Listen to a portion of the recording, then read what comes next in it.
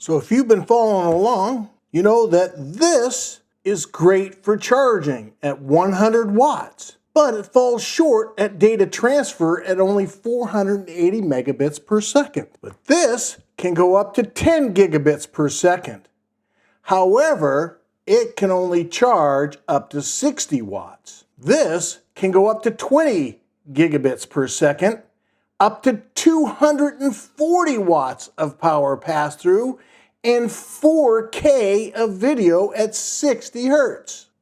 This cable covers all of these. In fact, this pass-through is 20 gigabits per second, 240 watts, 8K of video at 30 hertz, and 4K of video at 120 hertz.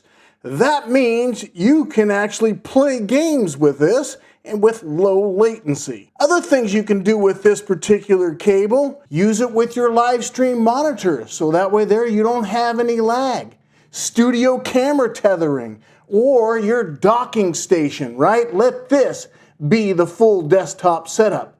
It's a high-speed media backup with this cable. You can dump raw video files fast. So with this, you can replace all of these. The build quality is fantastic.